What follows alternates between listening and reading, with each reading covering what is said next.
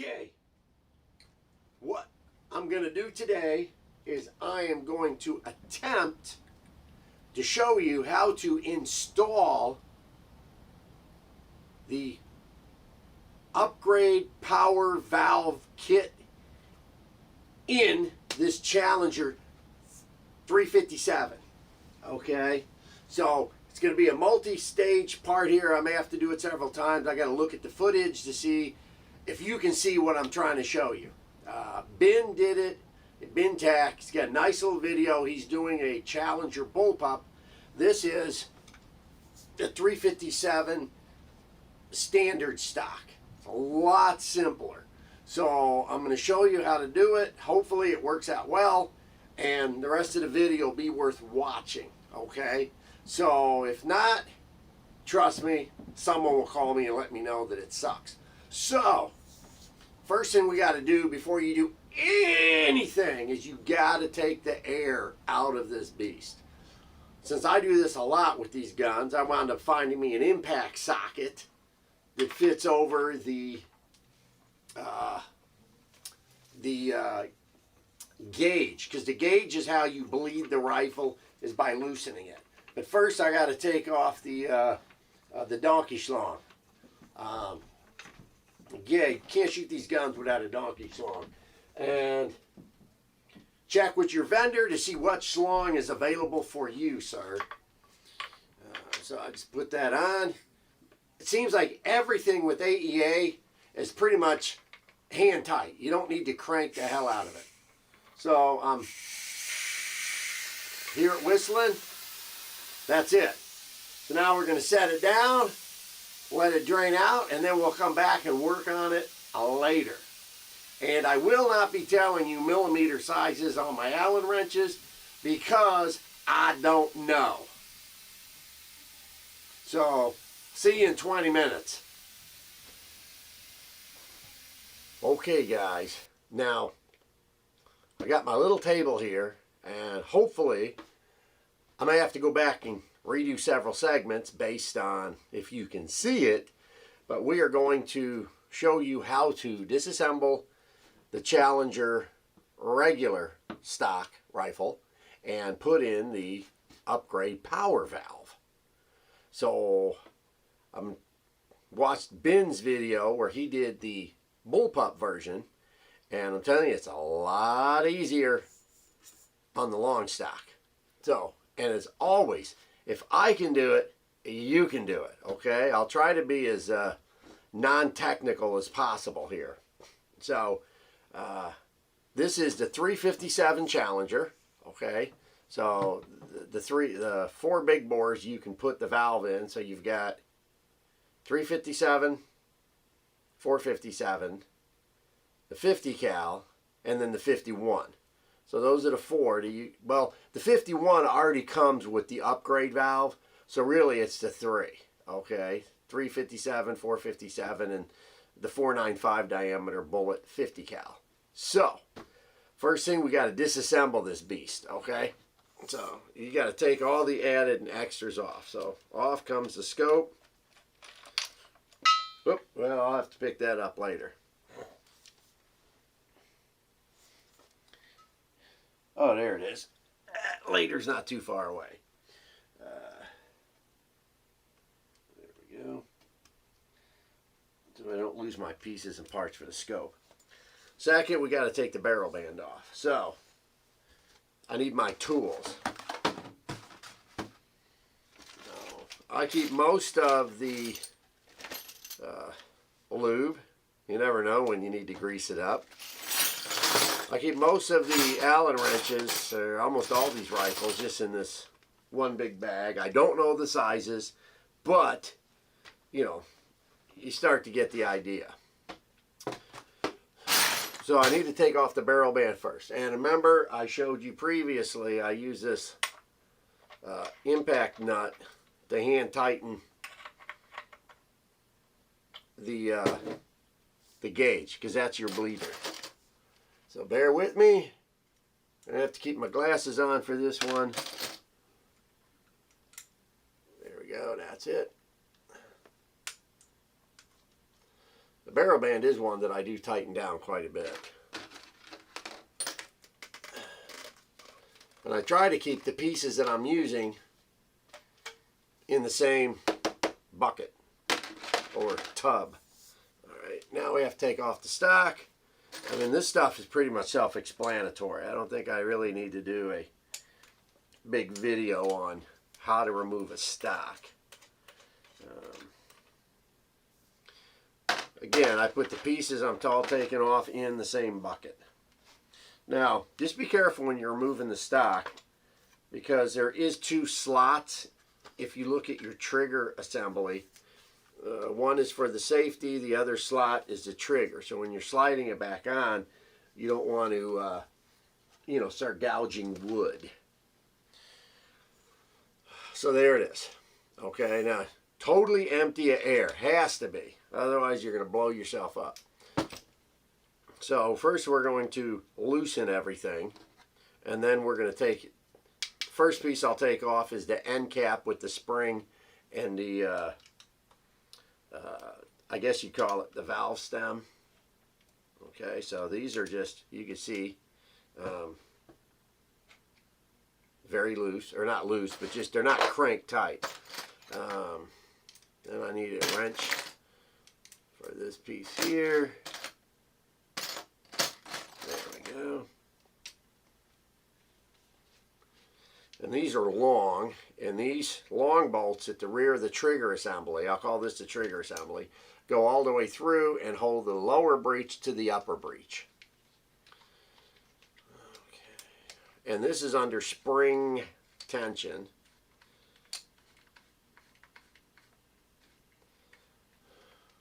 Alright. So I'm kind of holding this down so I can at least get one out, because these go all the way through.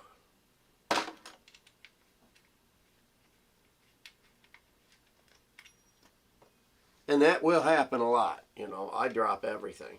So make sure you're maybe got a carpeted floor under you so pieces don't hit hard floor and bounce. That's the biggest headache I've noticed with small parts. You know, something pops off, hits hard concrete and ricochets. Okay, so now I'm going to hold my thumb down on this and get that out. And it slowly comes up. All right. So there's the spring with the end cap stuck on it. And then this is your stem. Now, let me try to show you this up close.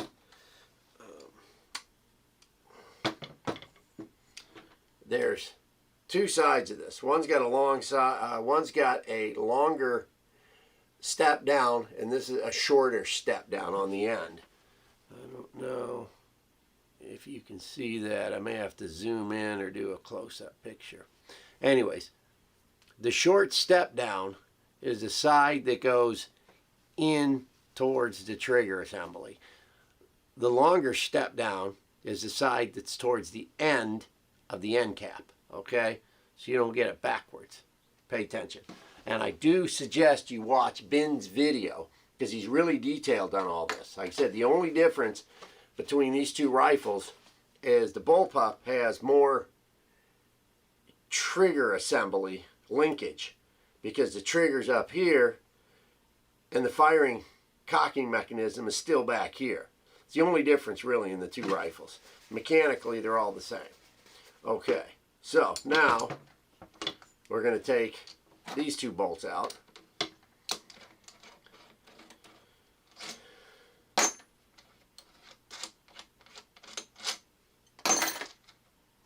Okay, that's just a your riser cap, and there's a threaded hole here. This is actually where your stock bolt goes into, that holds the stock to the rifle. So this lifts up and off. There's nothing there. But you will notice that this is your catch for the trigger and the hammer right there. So that will come into play later on. So I will put these these over here. Now, you separate these two. Okay, you're going to notice that you've got your hammer slides back and forth. There's a tit sticking up. Okay, when you go to reassemble this, you need to make sure this is not back but forwards. Otherwise, you're not going to be able to cock your rifle. Okay.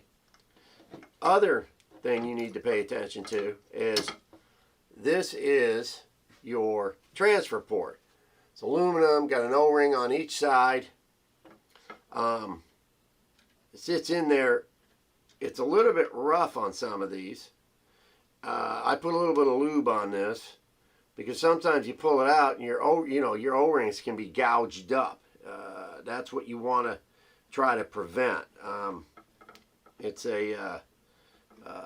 I think this little area could be machined or polished slightly better because this is a little bit rough.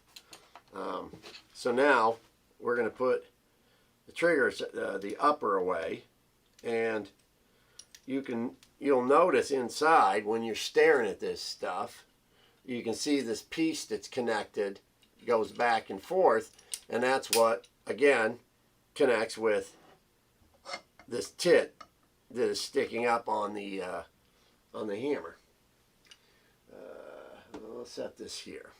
Okay, now, major importante. You've got a pin right here that holds the lower assembly together. So first, we'll unscrew the air tube.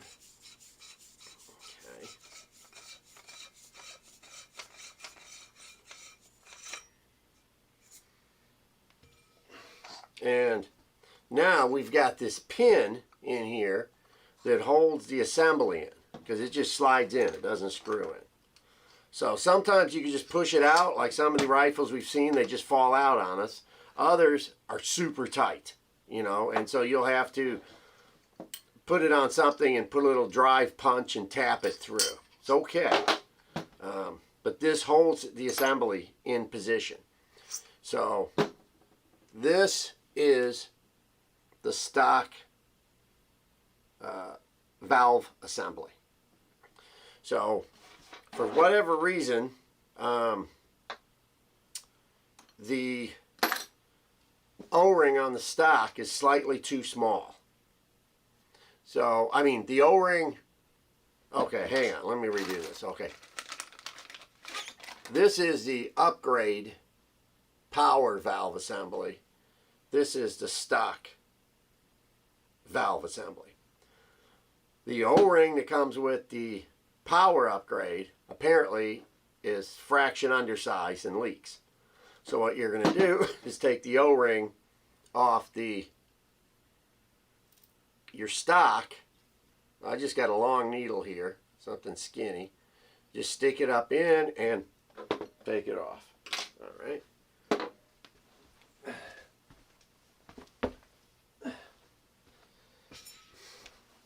All right. So you're going to take the O-ring off and from the old one and put it on the new one. And the reason being, you can see the difference in the two is you want the bigger one. So that just slips on and goes around. See? All right. So now we're going to slip it back in. I mean, see, super easy, dudes. Super easy. You know, your rig hole lines up with the transfer port. Look at that. And the pin's actually even a little sloppy loose in it. See how easy that is? So this is back. This goes on. Okay. Okay, so that's basically in the cock position. Now you can put this on, and it needs to be flush, which it is. Yeah, there's a reason to Ben's madness. He knows what he's doing when it comes to putting stuff together. Again, 3 or 4 times I'll get the hang of it. But all right, so now I'm just kind of finger tightening these down, not, you know, just so it stays together. Okay, your pin is still there. Now we're going to put the rear piece in. Like I said, this has to be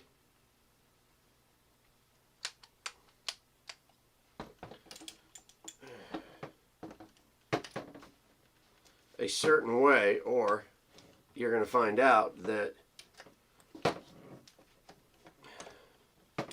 safety trigger. Okay, so that's working, and that's down.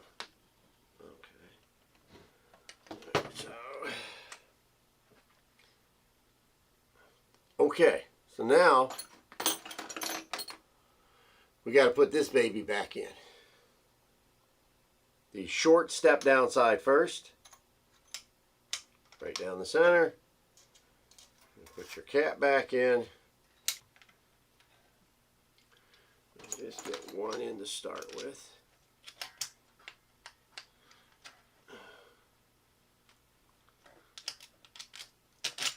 There we go. Bear with me, this is my gimpy arm, my gimpy hand.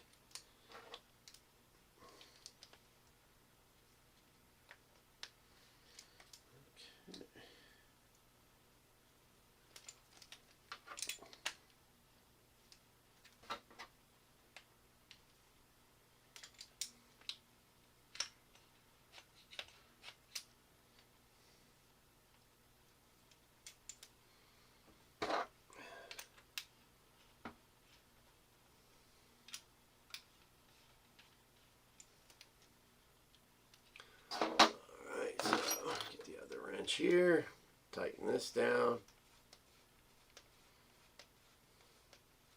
Remember, all these pieces need to be flush. They're not flush, it's not, something's out of whack. It's not lined up. So, okay, this is just snug. It's not cranked down. Now, okay. Push this trigger safety.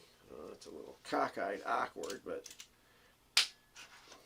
okay, that's working. Okay, so now before I tighten anything else down, I'll put the air tube back on.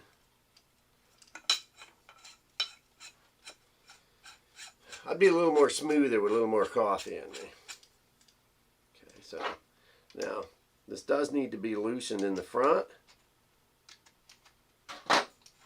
Otherwise your air tube won't, you know, this trigger block will get in the way of the air tube. So I said we're tightening this down. Hand tight. Now we can tighten this back down. Tighten this down. Sure that's tight. That's tight. Okay.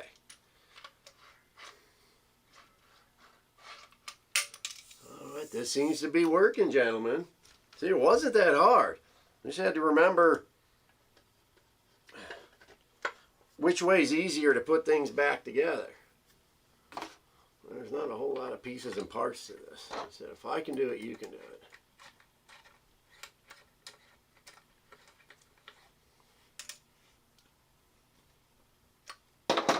Okay.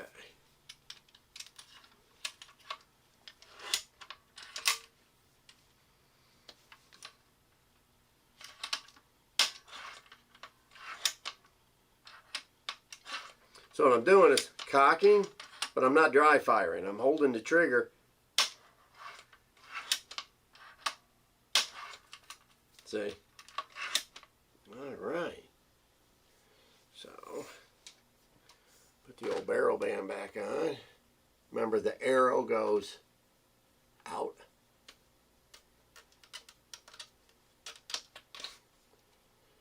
That's about good for now. Of course, you always have to re-sight in after you've moved your barrel band. Tighten that down.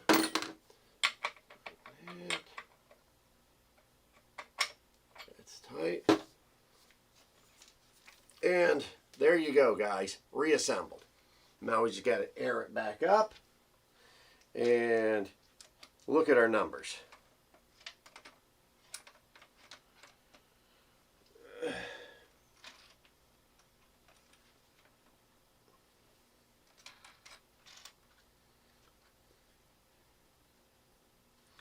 Bada boom, bada bing. And then we can put our schlongulator back on.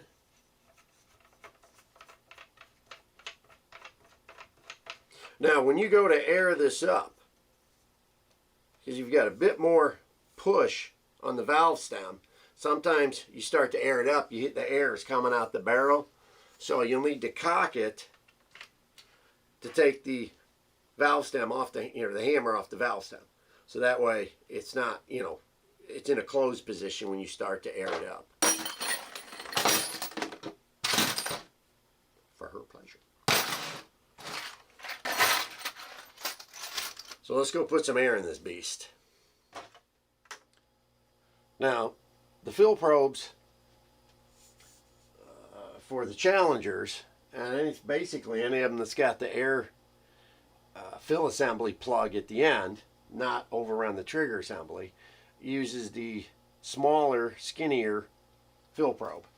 And you can see it's got the O-rings are further apart. It's a little bit shorter. Where if you had like the Element Max,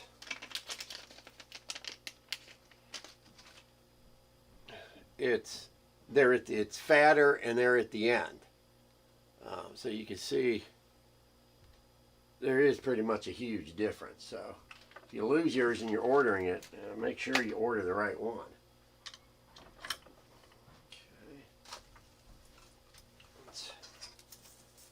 Strap this guy down for safety.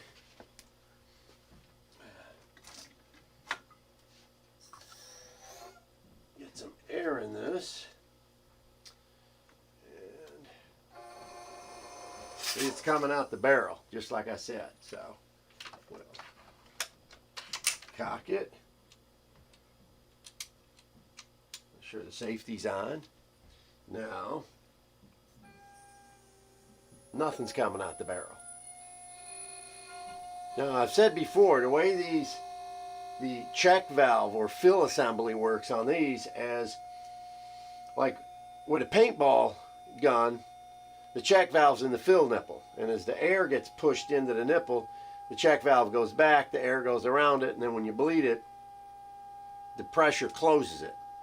On these, it's an O-ring with a washer and another nut on it, and the air pressure has to build up to squeeze past the O-ring. So it's not an actual moving part. That's why the pressure has to build to squeeze by, and that's why some of the guys have problems with the small compressors, because it doesn't build enough pressure where it's a little loose right here where the female quick connect hits, and they can't get the pressure built up so it doesn't lock up. So I've got this just opened a bit. You can hear it slowly squeezing in. 3100 at the moment. So now I'll open it up all the way.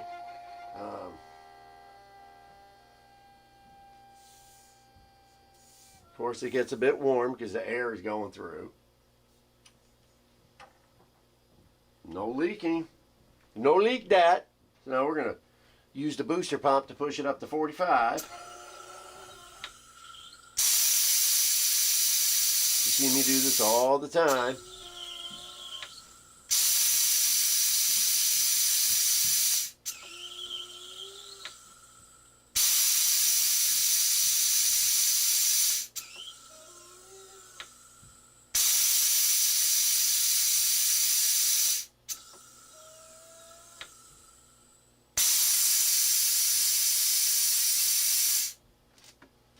Perfect.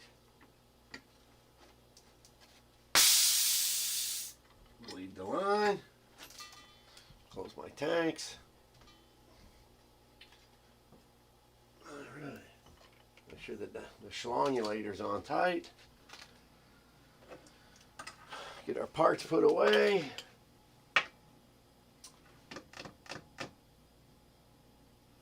What am I looking for? Oh, what am I looking for? Let's tighten the scope down. Make sure that's tight.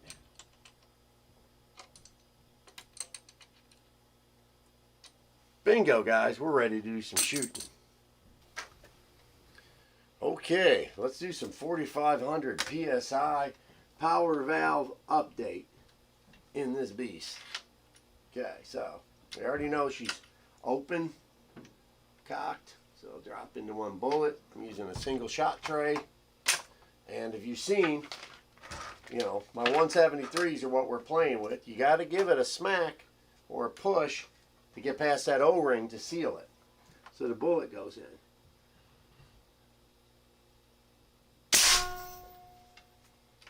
Ooh.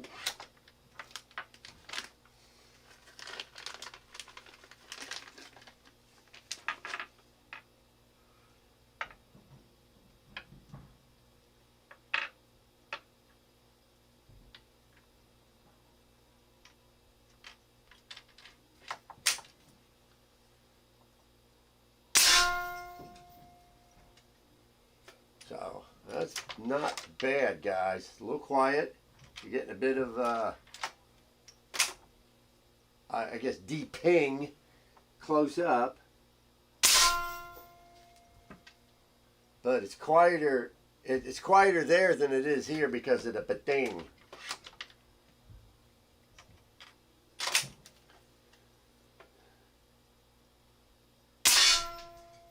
Wow. This is really sweet. I've really pushed this a bit. And like I said, if I can do it, you can do it. Just rewatch Ben's video multiple times. You get a better feel for what's going on. So, what'd you think? There she be. The upgrade power valve body for the Challenger 357. Ben sent me the valves. I want to thank Bentac LLC. And like I said, guys, if I can do it, you can do it. You can see the numbers there. First number, the most powerful at 4,500 PSI.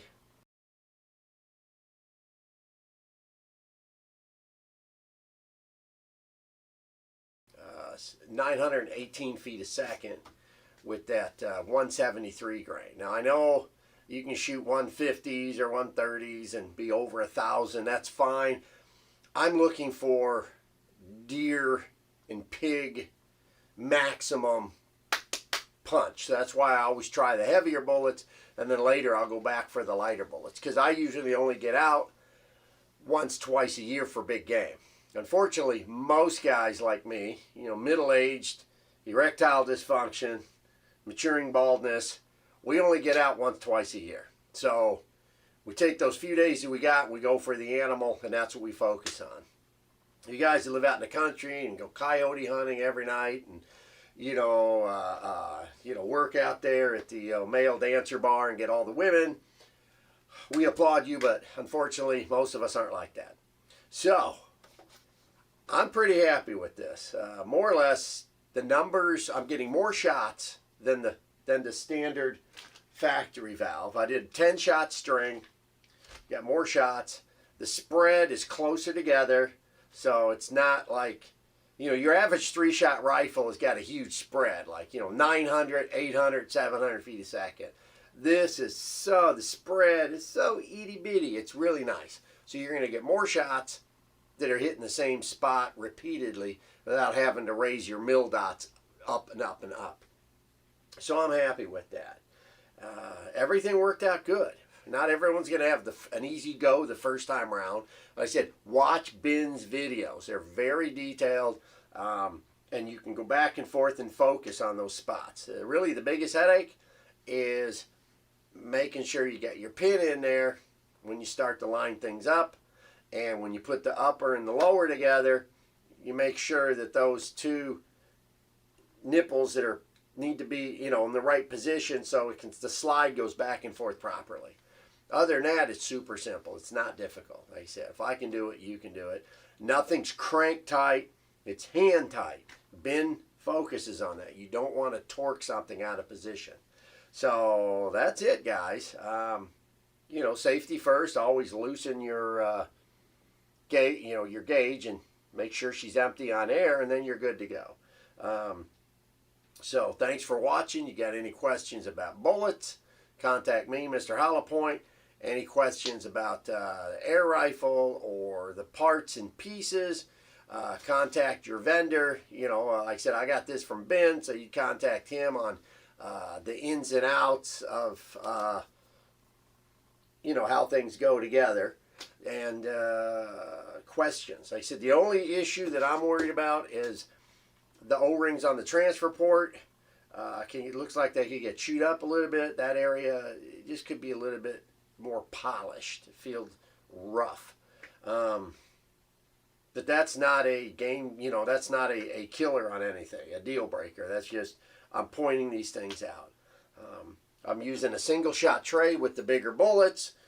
This one is from Ian White at BigAirGuns.com. I got my muffler on here. This one happens to be from Neil Clegg at Air Strippers. Or you can use your Donnie Donkey Schlong from Donnie FL. Barrel band as always from David B. at Black Arts Design. And this does have the dovetail rails, so I am using a Picatinny rail adapter to put the big stuff on because everything I have is kind of set up. So I don't deal with dovetail. I always put a rail adapter on there. So that's it, gentlemen. Thanks for watching, and we'll come back at you more with something a little more fun and less technical. Peace out, brother.